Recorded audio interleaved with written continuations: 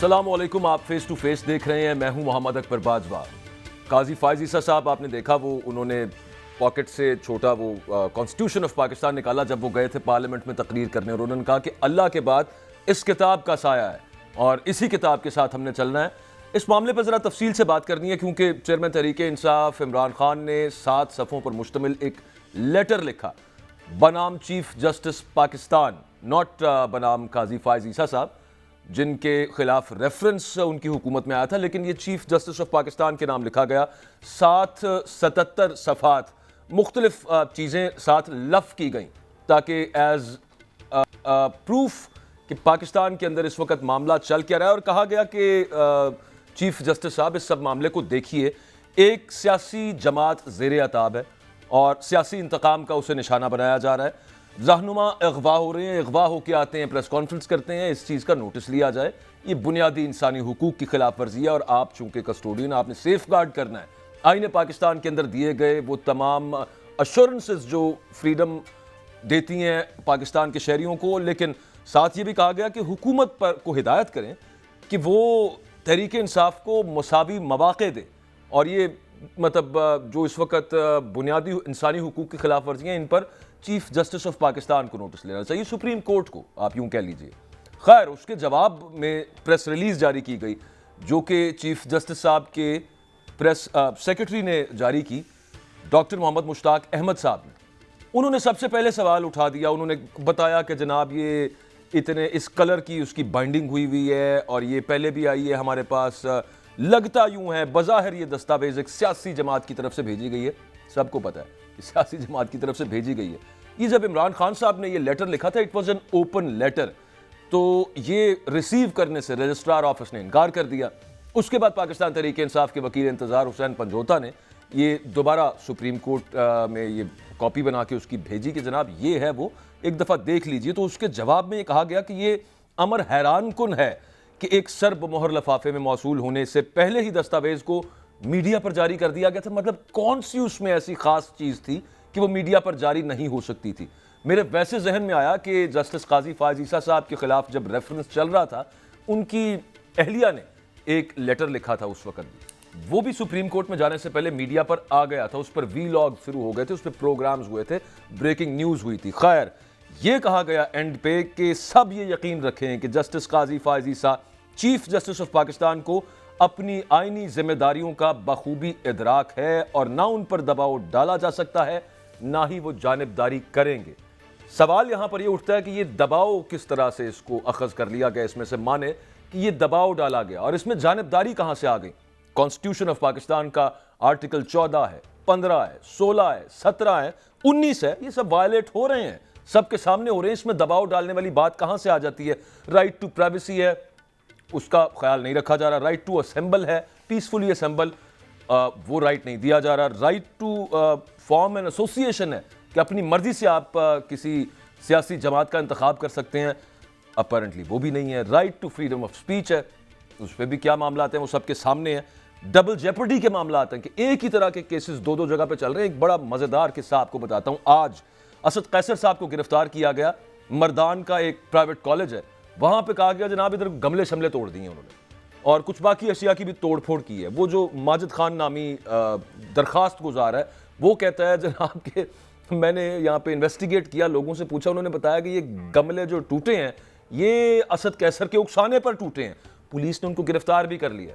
इस तरह के मामला चल रहे हों तो उस पर चीफ जस्टिस ऑफ पाकिस्तान से ये कहा जाए, आप चूंकि कस्टोडियन है कॉन्स्टिट्यूशन ऑफ पाकिस्तान, आपने सेफ गार्ड करने हैं लोगों के बुनियादी हुकूक, उस पर उनका जवाब आ जाए कि जनाब ये दबाव डाला जा रहा है और वो दबाव में नहीं आएंगे और जानिबदारी का भी मुजाहरा नहीं करेंगे। तो मैं इस मामले में जाहिल आदमी, मैं समझने की कोशिश करूंगा कि और इंसानी हुकूक होते क्या है और ये दबाव है या ये जानिबदार होने का उन्हें कहा जा रहा है। गेस्ट्स हमारे साथ तैमूर सलीम झगड़ा साहब हैं, तहरीक इंसाफ के लीडर, और हाफिज एहसान साहब मायनाज कानूनदान है, वो हम इस्लामाबाद स्टूडियो से ज्वाइन कर रहे हैं। थैंक यू वेरी मच आप दोनों का। तैमूर सलीम झगड़ा साहब, आज पाकिस्तान तहरीक इंसाफ का इंटर पार्टी इलेक्शन था, उस पर मैंने डिटेल से बाद में बात करनी है, लेकिन आप वहाँ पे जा नहीं सके, उसकी वजह ये थी और बहुत सारे कारकुनान वहाँ पे नहीं जा सके बावजूद के गिरफ्तार कर लिए जाएंगे। ये मुझे पता है कि मामला वहाँ पे हुआ क्या। और this is one of the reasons कि पुलिस कोई बस पकड़ धकड़ और जवाब कोई नहीं है, बस पकड़ना है। मुझे ये बताइएगा कि चीफ जस्टिस साहब ने तो आपकी पार्टी के जो अब एक्स चेयरमैन हो गए हैं, उनके ख़त के जवाब में ये कहा है कि ये दबाव डालने की कोशिश है यार, मुझसे जानिबदारी की तवक्को ना रखी जाए। आपको अब भी कोई तवक्को है कि सुप्रीम कोर्ट इंश्योर करेगी वो फंडामेंटल राइट्स जो कॉन्स्टिट्यूशन ऑफ पाकिस्तान पाकिस्तान के शहरियों को देता है? झगड़ा साहब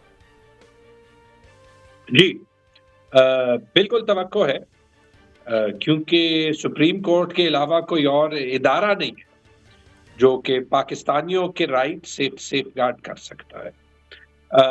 चीफ जस्टिस साहब के सेक्रेटरी का खत मैंने भी पढ़ा और उस पे रिएक्शन लोगों ने दिए। देखिए, यहाँ पे हालात इतने नाजुक हैं कि मेरे ख्याल में थोड़ा सा सोच समझ के बात करनी चाहिए।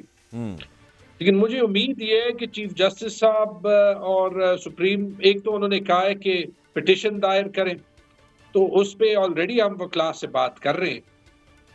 याद रखिए, ये सिर्फ इमरान खान साहब की बात नहीं है जी, बिल्कुल। ये जो लोग एनफोर्स डिसअपीयरेंसेस का विक्टिम बन रहे हैं और उसके बाद उनकी सियासी वाबस्तगी बदल रही है, या जो लोग, और इसमें वो खवातीन सारी शामिल हैं जो लाहौर में 5-5, 6-6 बार बेल लेके, या पहले उनको बेल ना मिल के, या फिर जो है वो बेल की तारीख ही ना मिल के बार बार गिरफ्तार हो रहा है। मैं तो एक ऐसे माशरे का हिस्सा नहीं बनना चाहता जहां पे कानून की इतनी भी इम्प्लीमेंटेशन ना हो, या जहां पे बाजौर में हमारे एमएनए गुलजफर के बेटे को, 9 साला बेटे को, स्पेशल नीड्स चाइल्ड को 2-3 घंटे घर से उठाया जाए और उसकी कोई अकाउंटेबिलिटी ना हो, तो अगर हम सुप्रीम कोर्ट से नहीं पूछेंगे तो किससे पूछेंगे? या फिर अगर इलेक्शन होने हो तो आया सिर्फ इलेक्शन का होना काफी है, या फ्री एंड फेयर होना काफी है? जब चीफ जस्टिस साहब के अपने ऑनरेबल साथी ने अपने एडिशनल नोट में लिखा है कि उनके मुताबिक सारी हुकूमतें पाकिस्तान में इलीगल है।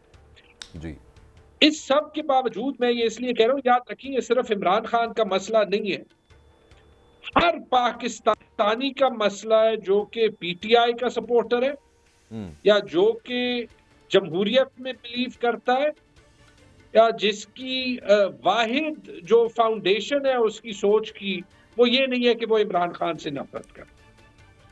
हमें भी कुछ अपने जज्बात साइड को रखने हैं, हम रख रहे हैं, आप मेरे जवाब में देख सकते हैं।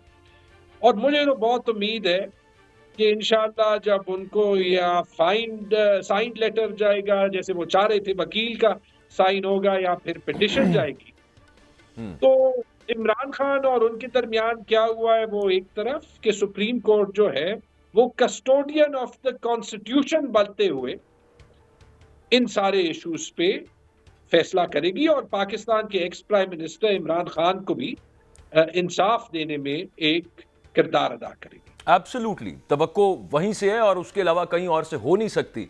इस्लामाबाद हाई कोर्ट के सामने वैसे कल आपकी पार्टी के, मैं लॉयर से पूछ रहा था कि फंडामेंटल राइट्स वायलेशन के हवाले से आप सुप्रीम कोर्ट कब जा रहे हैं, कोई पिटिशन करें, तो उन्होंने कहा कि एक तो इस्लामाबाद हाई कोर्ट के सामने हमारी पिटिशन पेंडिंग है।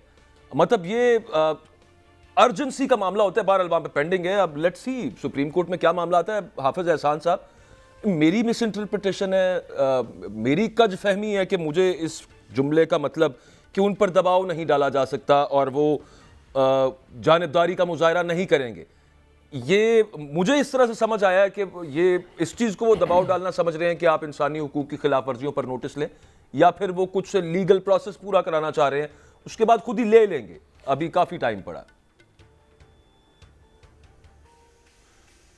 बिस्मिल्लाहिर्रहमानिर्रहीम। आपका बहुत शुक्रिया कि आपने मौका दिया और बड़ा एक जो कॉन्स्टिट्यूशनल फंडामेंटल राइट्स और सुप्रीम कोर्ट ऑफ पाकिस्तान और उसके आगे जो आपने कस्टोडियन ऑफ द कॉन्स्टिट्यूशन का, या उसके बाद आप सुप्रीमेसी ऑफ द लॉ या कॉन्स्टिट्यूशन का, ये सारी चीज़ें आपने जो कही और स्पेसिफिकली फिर आप उस चीज़ के अंदर आ गए हैं जो आज सुप्रीम कोर्ट ऑफ पाकिस्तान का एक रिप्लाई समझ लें, एक एक्सप्लेनेशन समझ लें कि उन्होंने एक प्रेस नोट जो वो इशू किया है। तो तीन चीज़ें इसके अंदर बड़ी वाज़ेह हैं। एक तो ये है कि बड़ी बदकिस्मती की बात यह है कि हमारी जितनी भी पॉलिटिकल पार्टीज़ हैं उन्होंने कभी भी इन चीज़ों से सीखा नहीं है कि जिस प्रोसेस के अंदर वो रहे होते हैं, उस प्रोसेस को अंदर जब वो इस्तेमाल कर रहे होते हैं तो उन्हें इस चीज़ का अंदाज़ा नहीं। और आप इसको 25 साल की अगर पुरानी आप पॉलिटिकल हिस्ट्री के अंदर लेके चला जाए तो उसके अंदर जब एक पॉलिटिकल पार्टी कुछ चीज़ करती है, दूसरी पॉलिटिकल पार्टी जो उसे पॉलिटिकल विक्टिमाइजेशन कहती है, मामला फिर जो है वो कोर्ट्स के अंदर पॉलिटिकल क्वेश्चंस के अंदर जाता है। और अगर कोर्ट को फैसला करती हैं तो जो कहता है कि वो मेरे हक़ के अंदर आया, वो कहता है ये रूल ऑफ लॉ है, ये इंसाफ की जीत है। और जिसके ख़िलाफ़ आता है वो ये कहता है कि नहीं जी ये तो शायद अदालत जो है उस पर कोई प्रेशर है या अदालत ने कंप्रोमाइज़ कर ली है। अगर आप 9 अप्रैल 2022 से ले कर आज हम खड़े हुए हैं, इस वक्त दिसंबर के अंदर 2 दिसंबर 2023 के अंदर हैं। अगर इन सारे सिचुएशंस को आप एनालाइज़ करें और इन सारे केसेस को आप देखें तो अगर 9 अप्रैल का आप फैसला देखें तो उसके अंदर एक फ़ैसला आया कि एक पार्लियामेंट के अंदर एक एडवाइस की गई प्रेसिडेंट ऑफ पाकिस्तान को की गई और एक आपने कॉन्स्टिट्यूशनल जो प्रोसेस था वोट ऑफ नो कॉन्फिडेंस का उसको फ्रस्ट्रेट हुआ, सुप्रीम कोर्ट ने उसको रेक्टिफाई किया और उसके बाद जो है वो असेंबली जो है वो रिस्टोर हुई। उसके बाद आप देखें कि पंजाब के अंदर 63A का अगर आया तो एक पार्टी ने कहा कि ये इंसाफ की जीत है और दूसरी ने कहा कि रीडिंग इनटू द कॉन्स्टिट्यूशन है। और उसके अंदर जो थे PTI के जो चीफ मिनिस्टर थे वो वहाँ पे आ गए। फिर उसके बाद आप देखें कि जब गवर्नर्स ने चीफ मिनिस्टर्स को रोका काम करने से तो उस वक्त पंजाब के अंदर जब कोर्ट्स ने इंटरवीन किया तो जो हार रहे थे या जिन्होंने फैसला किया उन्होंने कहा गलत है और जो जीत के उन्होंने कहा कि सुप्रीमेसी लॉ है। फिर हमारे मुल्क के अंदर नैब का एक लॉ है जिसके अंदर PTI के चेयरमैन बजाते खुद उसके अंदर पटिशनर थे। नहीं मैं एक चीज़ करना ना मैं उस नहीं अकबर भाई मैं उसी चीज़ के अंदर आ रहा हूँ ना, मैं उसी चीज़ के अंदर।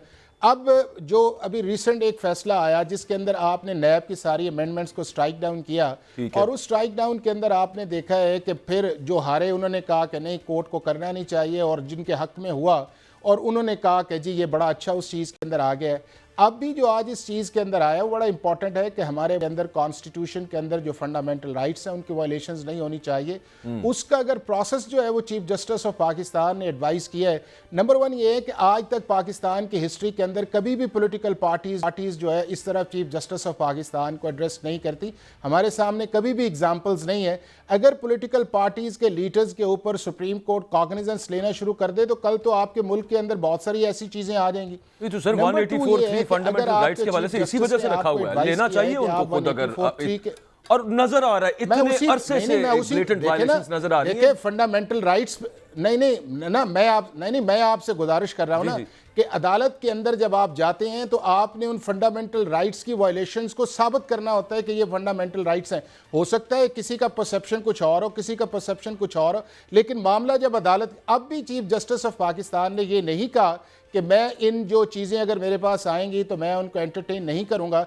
उन्होंने ये कहा है कि एक आपका प्रोसेस है, आपके अच्छे लॉयर्स हैं, 184(3) का है और उसके अंदर भी जो लॉ आया हुआ है वो एक चीफ जस्टिस और उसके साथ 2 जजेस बैठते हैं, वो फैसला करते हैं कि अगर 184(3) का केस बनता है और इसके अंदर फंडामेंटल राइट्स की वायलेशन और इंटरप्रिटेशन ऑफ द कॉन्स्टिट्यूशन है, 5 मेंबर्स बेंच बन जाएगा। तो हमें इन चीज़ों के अंदर जो है वो अभी प्रिएम्प्टिव नहीं करना चाहिए कि शायद आज चीफ जस्टिस ऑफ पाकिस्तान ने जो चीज़ कही है उससे शायद हुआ यह है कि सुप्रीम कोर्ट अपनी कॉन्स्टिट्यूशनल रिस्पॉन्सिबिलिटी जो है उससे शायद हट रही है या उसको चाहे अपने आंखें बंद कर रही है।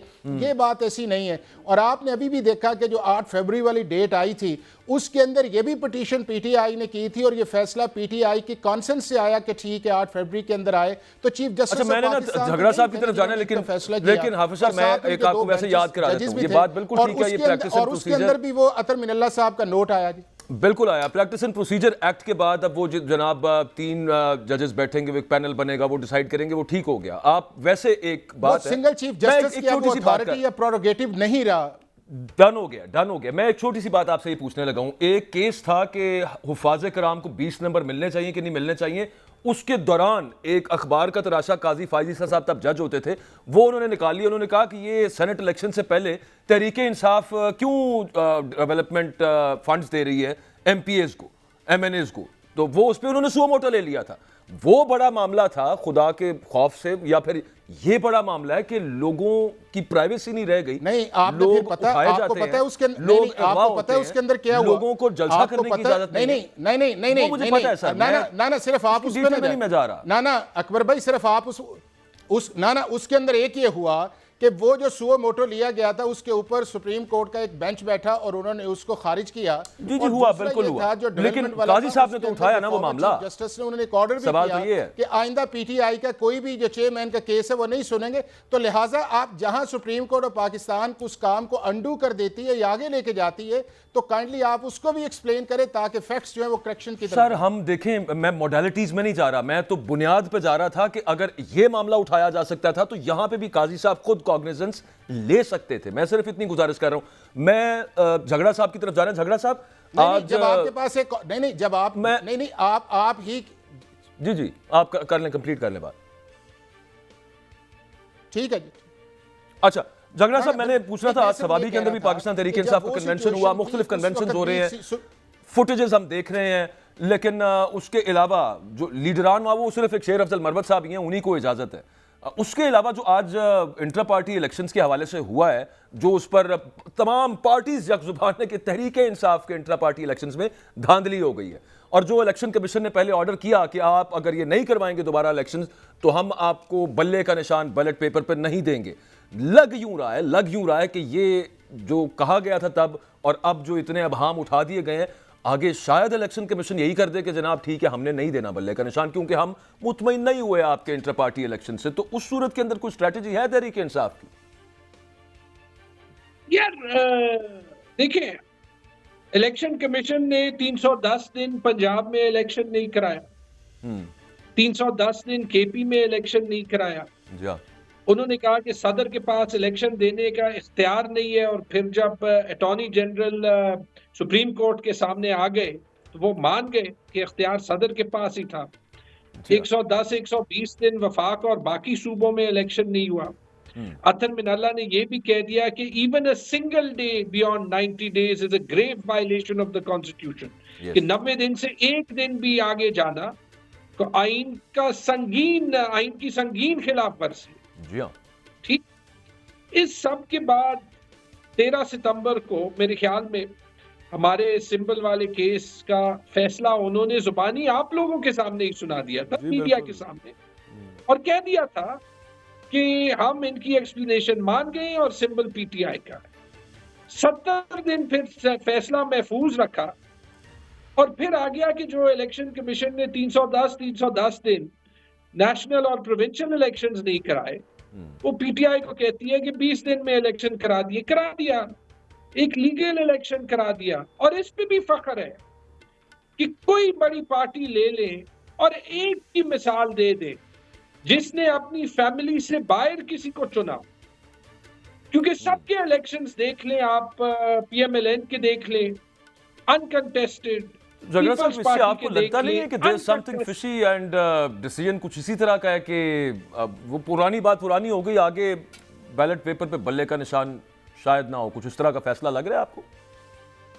इलेक्शन कमीशन की इज्जत इलेक्शन कमीशन के हाथ में, हम तो इंशाअल्लाह स्क्रैम्बल हो गए हैं वैसे। Thank you very much. Sorry बीच में फोन आ गया। इलेक्शन कमीशन का सिंबल की इज्जत इलेक्शन कमीशन के हाथ में है। देखिए, हमारा लीगल केस में अभी कोई मसला नहीं है, वो दिखा दे कि पीपल्स पार्टी और पीएमएलएन और हमारे इलेक्शन में क्या फर्क है। कराना तो हम बड़ा एलाबोरेट करना चाहते हैं, 20 दिन में तो यही कर सकते हैं, लेकिन आगे अगर उन्होंने कानून को नहीं मानना, पर ठीक है, आप फिलहाल ये अगर आपका स्टैंडर्ड लेवल प्लेइंग फील्ड का ये है तो है, हम कोर्ट में चैलेंज कर देंगे। अगर कोर्ट ने भी नहीं मानना तब भी लड़ लेंगे, आजाद लड़ लेंगे, इमरान खान के नाम में लड़ लेंगे। ये अवाम ने किसी और को वोट नहीं देना। सही, ठीक। नुकसान जमहूरियत को होगा, नुकसान इलेक्शन कमीशन को होगा, that is the option you are left with, इसमें तो कोई शक नहीं है। मैं for the want of time, झगड़ा साहब thank you very much for your time. मैंने एक ब्रेक पे, और ब्रेक से वापस आएंगे तो पाकिस्तान तहरीक इंसाफ के जो चीफ इलेक्शन कमिश्नर हैं नियाजुल्लाह नियाजी साहब, वो हमारे साथ होंगे। उनसे पूछेंगे कि ये जो क्या नाम है इनका, अकबर बाबर साहब, वो जो कह रहे हैं कि जनाब मैंने भी लड़ना था, मुझे इजाज़त नहीं दी गई, मतलब उनकी मेंबरशिप ही नहीं थी बहुत अरसे से या कायम थी, क्या मामला था अंदर, और जो लवाजमात इलेक्शन कमीशन ने कहे थे कि आप पूरे करें और पिछले वाले इलेक्शन उन्होंने नहीं माने थे, क्या ये दोबारा उसी को रिपीट कर दिया गया या यही मुमकिन था इतनी उजलत में? एक ब्रेक के बाद आके इस मुद्दे पर बात करते हैं। Stay with us.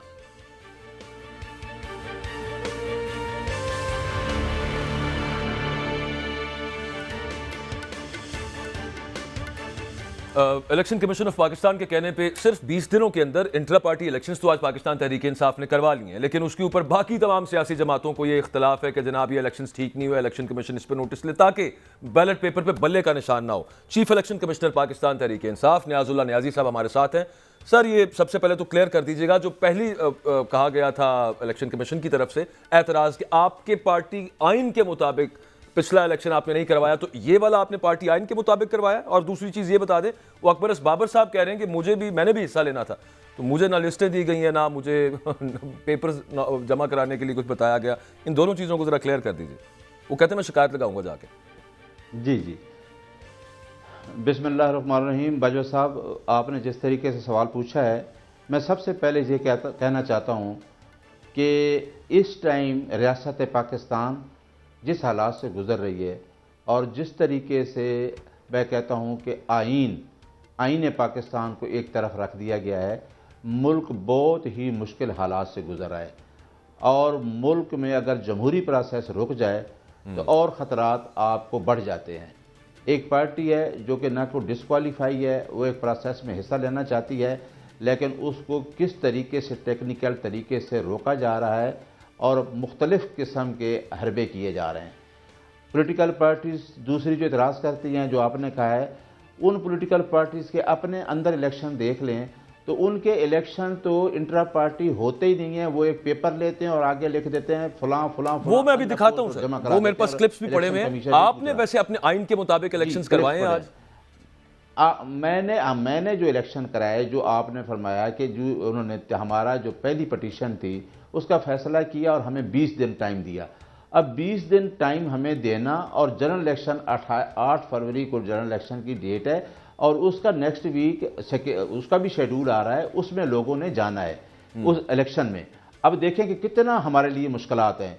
इस इलेक्शन को मैंने अपने आइन के मुताबिक, जो हमारा आइन है, कॉन्स्टिट्यूशन है इंटर पार्टी इलेक्शन का, वो है 2019 और फिर अमेंड हुआ है 22 में, और इसके अंडर रूल्स हैं 2020।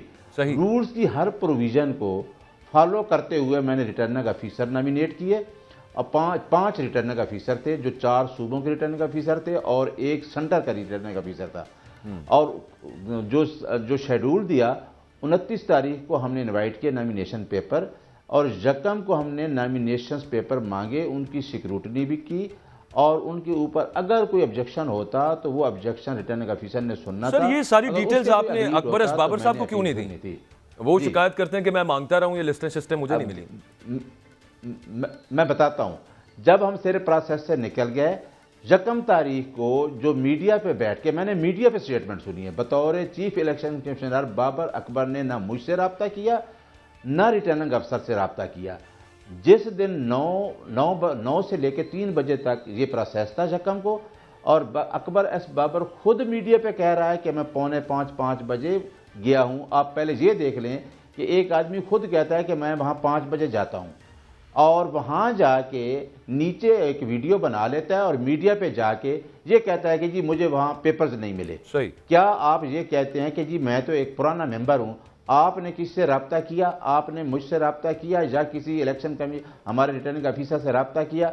कोई रब्ता नहीं किया। एक चीज सर बड़ी बुनियादी से क्लियर कर दें, और इलेक्शन वो कहते हैं मैंने भी लड़ना था, मेरा भी इरादा था, वो पार्टी की सुना 2011 में उनकी रुकनीयत मुअत्तल हो गई थी।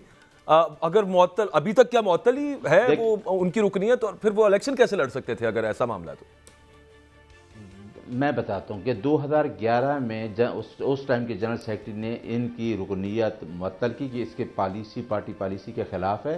नंबर 2, हमारे पास होती है verified list. Akbar S Babar से पूछें कि क्या आप पाकिस्तान तहरीक इंसाफ के वेरीफाइड मेंबर हैं? उसको भी छोड़ दें जो पुराना मेंबर है। हमने जो इलेक्शन, अब एक साल एक आदमी का वोट है, दूसरे साल वोट ही नहीं है, इसका तो हमारे सामने लिस्ट में वेरीफाइड वोट भी नहीं है।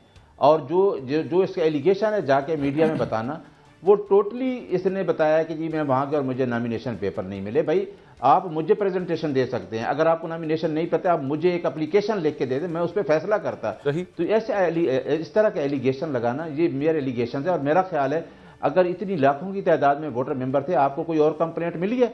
अगर हमने इस प्रोसेस को गलत करना था तो इतनी कंप्लेंट्स आ जाती। हमारे पास कोई कंप्लेंट्स नहीं है, पार्टी के अंदर से कंप्लेंट नहीं है, दीगर जमातों को अलबत्ता कंप्लेंट है। वो कह रहे हैं कि ये जो है ना धांधली हुई है। हाफिज साहब, आपसे मैंने एक सवाल पूछना है, मैं एक आपको पहले सुनाना चाहता हूं। मैं सिर्फ दीगर जमातों के बारे में बाजवा साहब, क्योंकि दीगर जमातों को पता है कि हमें इलेक्शन में वोट नहीं मिल रहे। अगर वोट मिल रहे हैं तो वो पाकिस्तान तहरीक इंसाफ को मिल रहे हैं। अकेले दौड़ना चाहते हैं। चलें प्रोड्यूसर साहब जरा वो सुनाएं, वो आसिफ अली जरदारी साहब अपनी पार्टी के इलेक्शंस के बारे में क्या फरमा रहे थे चंद दिन पहले।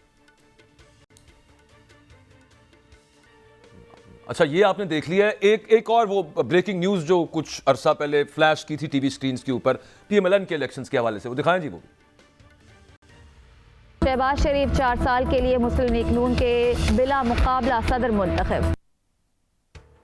वाह वाह। अच्छा, इसमें मरीम नवाज का भी था, मरीम नवाज साहिबा का। हाफिज साहब, ये सारे बिला मुकाबला मुंतखब हो रहे हैं। जरदारी साहब कहते हैं ये कोई पर्चियां डाल के इलेक्शन ही नहीं होता, ये तो बस राय होती है, अब आप कारकुनों से ले लेते हैं, ऐसे ही चलता जा रहा है हमेशा से।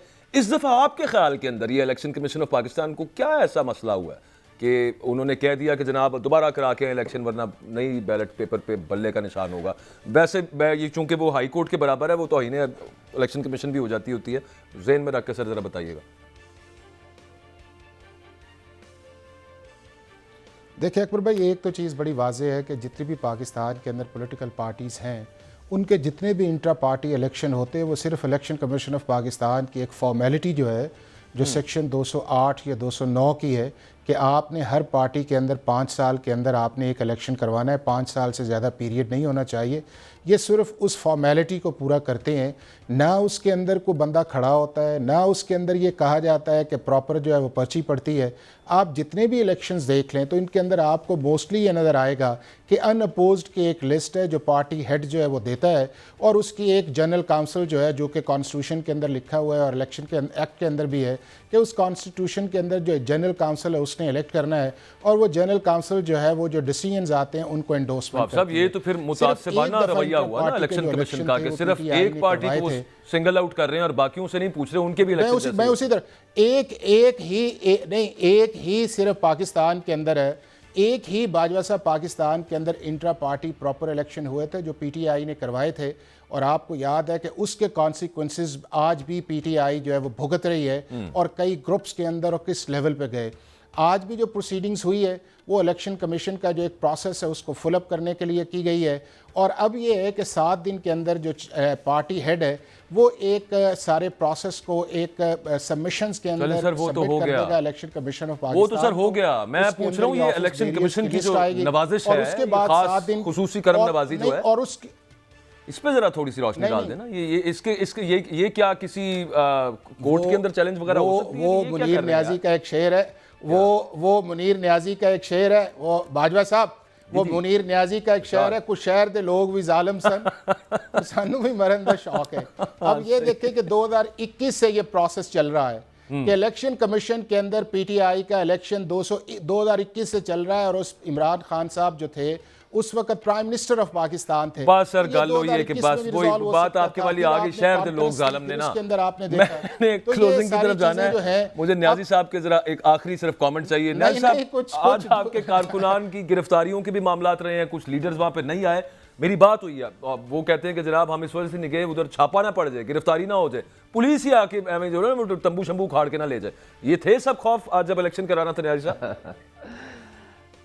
मेरा ख्याल है कि आप बाहर देखते कि वहाँ पे मुझे तो लगता है कि KPK की पूरी पुलिस बाहर आ गई है, ठीक है। तो इसी खौफ से आपको पता है कि हमारे लोग बाहर नहीं आ सकते, एक प्रोसेस से नहीं गुजर रहे, इतनी मुश्किलात से पार्टी गुजर रही है, और इतनी मुश्किलात से गुजरने के बावजूद भी वो जमहूरी प्रोसेस का हिस्सा बनना चाहती है। ये देख लें कि हम जमहूरियत पे बिलीव करते हैं, रूल ऑफ लॉ पे बिलीव करते हैं, सुपरमेसी ऑफ कॉन्स्टिट्यूशन पे बिलीव करते हैं, हम चाहते हैं कि इलेक्शन में आएँ। तो अब देखना वहाँ देखते हैं कि वो हमारे लोग कैसे आएँ। आप लोगों को जो इलेक्शन का नाम ले रहा है उसको वो नॉमिनेशन पेपर तक नहीं जमा करा सकता, लोग खौफजदा हुए हैं उस जमहूरी प्रोसेस से, हर हरबा करके जमहूरी प्रोसेस से अलहदा किया जा रहा है। तो वाकया ये बात थी, हमें उनको डर था कि अगर वो वहाँ आते तो वो अरेस्ट हो जाते।